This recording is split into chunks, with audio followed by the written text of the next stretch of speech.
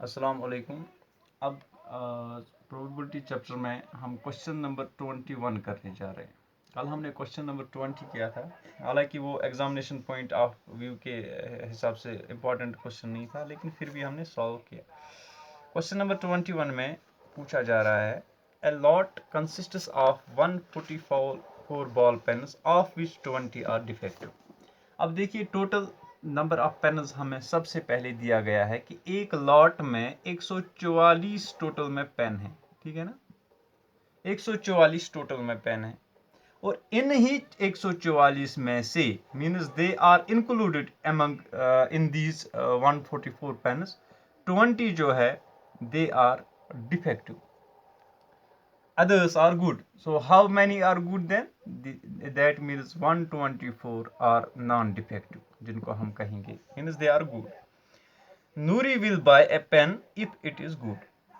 नूरी एक लड़की है जो कि पेन तभी खरीदेगी अगर ये गुड होगा, means it she will buy only from among the 124 out of 144 pens. तो आप ये जहन में रख दीजिए।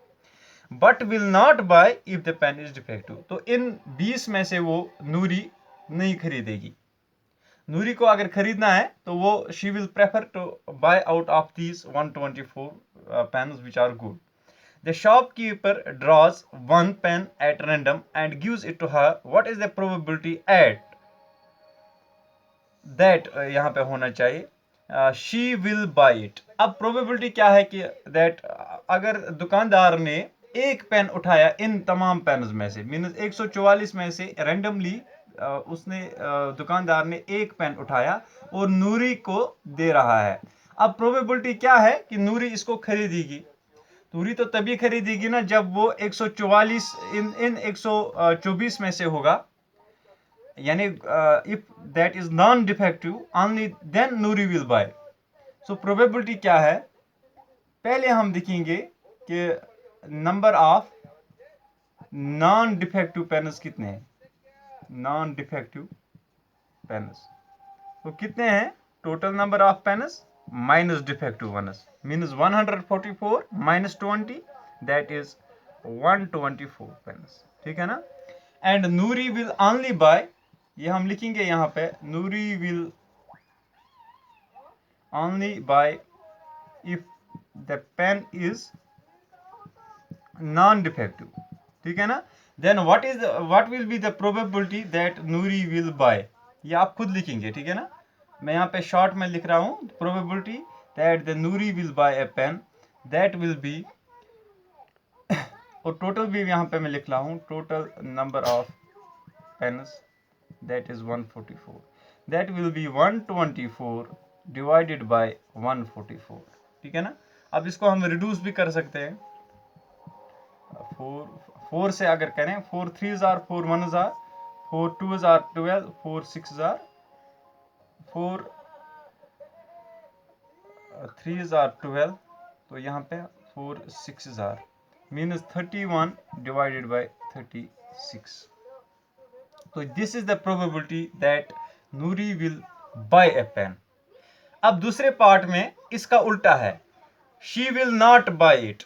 अब she will not buy it के हमें दो तरीके हैं, आपको वो भी मालूम होना चाहिए कि हम 1 में से इसको निकालें तो हमें मिलेगा, और अगर वो नहीं करते हैं तो डायरेक्टली हम कि नॉन डिफेक्टिव में से वो नहीं खरीदेगी, तो नंबर ऑफ डिफेक्टिव में से वो नहीं खरीदेगी, number of defective pens that is 20 और टोटल कितना है, that is 144, means probability that she will not buy a pen that will be 20 by 144। तो यहाँ पे भी हम रिड्यूस कर सकते हैं, 4 5 jar 4 into 36 that is 5 out of 36. The probability that she will not buy a pen will be 5 by 36, and probability that she is going to buy a pen that will be 31 by 36. इसके बाद question number 22 है। Question number 22 में अगर आप देख लें अपनी text book पे, एक टेबल हमें दिया गया है, we have to complete this table. ये टेबल हमें दिया गया है, रेफर टू एग्जाम्पल 13 एग्जाम्पल 13 को ये है कंप्लीट द फॉलोइंग टेबल। पहले हम देखेंगे कि एग्जाम्पल 13 है क्या।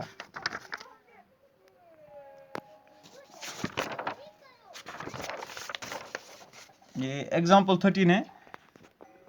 2 dice, 1 blue and 1 grey are thrown in this at the same time. मैं आपको ये समझा रहा हूँ डायरेक्टली कि जब हम दो डाइस, आप देखिए एक डाई में 6 फेस होते हैं और दूसरे डाई में भी 6 फेस है, means the total outcomes when we throw 2 dice at once, the total outcomes are 36। तो सबसे पहले आपको ये जहन में रखना है कि when we throw 2 dice at once the total outcomes are 36।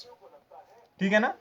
अब देखिए ब्लू ग्रे की बात आप छोड़ दीजिए, आप बस इतना ध्यान रखिए कि हमें क्वेश्चन में क्या पूछा जा रहा है। अब क्वेश्चन में हमसे इवेंट पहले दिया गया है sum of 2 dice. Sum of 2 dice, dice का अगर दो हम लें टोटल में, इनका अगर हम सम करें तो what is the probability that the sum will be. पहले कॉलम में 2 दिया गया है, इसके बाद 3 4 5 6 7 8 9 10 11 एंड 12। पहले मैं आपको समझाऊंगा कि ये 12 तक ही क्यों दिया गया है और 2 से स्टार्ट क्यों हो रहा है। जब हम दो डाइस फेंकेंगे एक साथ, अगर एक डाई का एक डॉट यानी 1 ऊपर की तरफ आ जाता है और दूसरे का भी एक आ जाएगा, means there sum will be 1 + 1 that is 2। ठीक है, तो लीस्ट जो है ना, लीस्ट सम विल बी 2। और हाईएस्ट क्या होगा कि अगर हाईएस्ट नंबर इसका 6 आएगा ऊपर की तरफ और इसका भी 6 आएगा, दैट विल बी 12। ठीक है ना, तो 6 + 6 मीन हाईएस्ट सम इज 12। अब कितनी मर्तबा हमें सम 1 मिलेगा, तो वही हमें कैलकुलेट करना है। कितनी मर्तबा 2 मिलेगा, किस हालत में 3 मिलेगा, 4 5 6 7 8 9 10 11 12 तक, तो वही हमें कैलकुलेट करना है।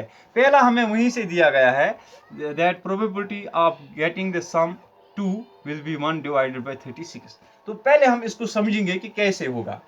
देखिए अगर हम तमाम मतलब ये डाइज को दो डाइज को एक साथ थ्रो करते हैं तो प्रोबेबिलिटी क्या होगी, पहले डाई की ऊपर की तरफ किसी नंबर के आने की, या 1 आएगा या 2 या 3 या 4 या 5 या 6, ठीक है ना, 6 तक की। और दूसरे की जो सेकंड डाई होगा हमारा, उसका भी 1 2 3 4 5 6।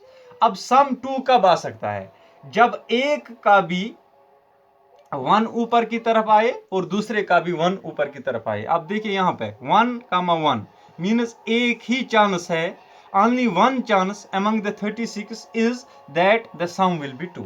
तो टोटल चांसेस कितने, टोटल कितने हैं, 36 आउटकम्स आ सकते हैं। तो उनमें से सिर्फ एक आउटकम ऐसा आ सकता है जहां पे sum of the 2 will be 2, sum of the 2 will be 2। तो आप इस चीज को जहन में रखिए। अब दूसरा क्या हो सकता है कि सम 3 भी हो सकता है, कि अगर इस डाई का, पहले वाले डाई का 2 आ गया ऊपर की तरफ और दूसरे का 1, या अगर दूसरे का 1 आ गया ऊपर की तरफ और पहले का 2 आ गया। अब देखिए कितने आउटकम्स आ गए हमें यहाँ पे, 2। ठीक है ना, कि पहले का 2 और दूसरे का 1, या पहले का 1 दूसरे का 2, means there are 2 chances out of 36 that the sum of the dice can be 3। समझ में आ रहा होगा आपको।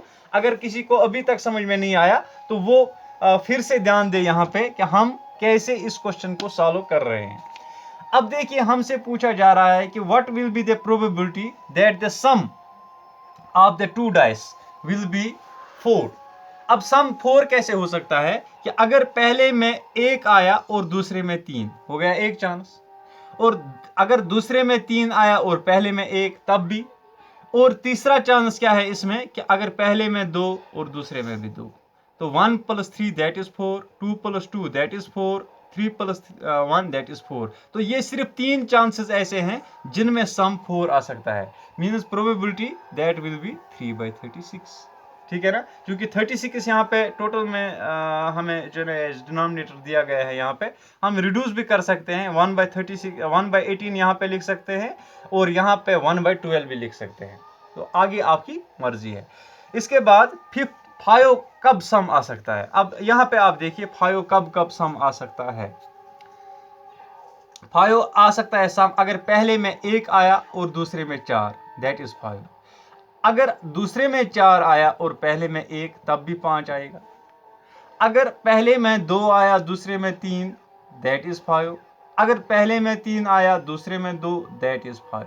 तो कितने चांसेस है? Means there are 4 chances out of 36 that the outcomes, that the sum of the outcomes can be 5. This is the sum actually. ठीक है ना?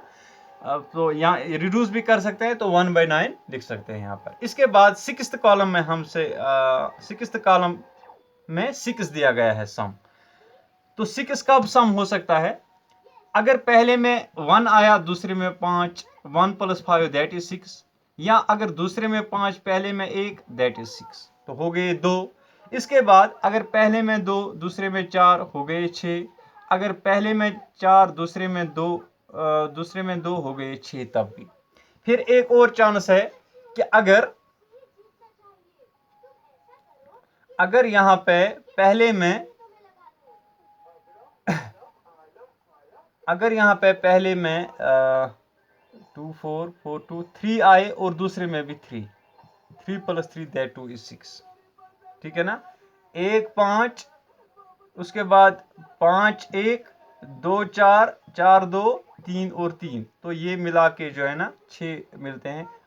1 2 3 4 5 means there are 5 out of 36 chances that the sum of these can be 6।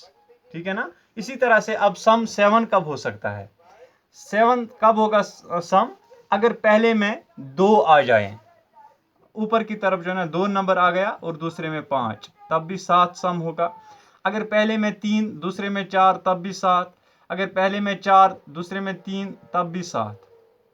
ठीक है ना? तो कितने हो गए?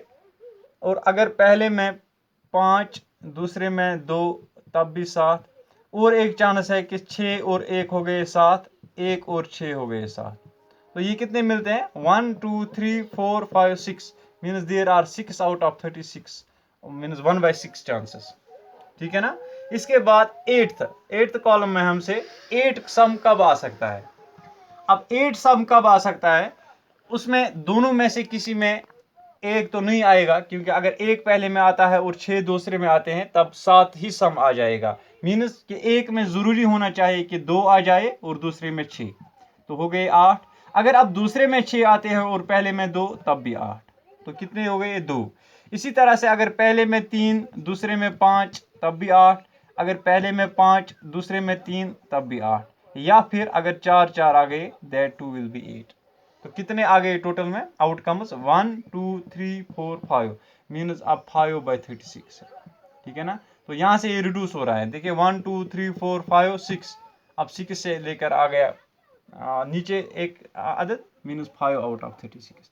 इसके बाद 9 सब कब सम आ सकता है? अगर 3 और 6 या 6 और 3, 4 और 5, 5 और 4। ठीक है ना? बस यही आ सकते हैं। Means there are 1 2 3 4 4/36। इसी तरह से 10 कब आ सकता है? 10 तब आ सकता है जब पहले में 4 दूसरे में 6, या दूसरे में 6 पहले में 4 और 5 means only 3 chances are there, 3/36। ठीक है? इसी तरह से 11 कब सम आ सकता है? जब पहले में 5 दूसरे में 6, या पहले में 6 दूसरे में 5 means there are only 2 chances that the sum of these can be 11, 2 out of 36। और 12 कब आ सकता है? जब पहले में भी 6 दूसरे में भी 6 means there is only 1 chance, 1/36। अब आप इस सीरीज को भी अगर देख लें 1 2 3 4 5 6 5 4 3 2 1 means they are increasing to a certain number 6 then decreasing to again to 1। ठीक है ना? तो ये हो गया क्वेश्चन नंबर 21।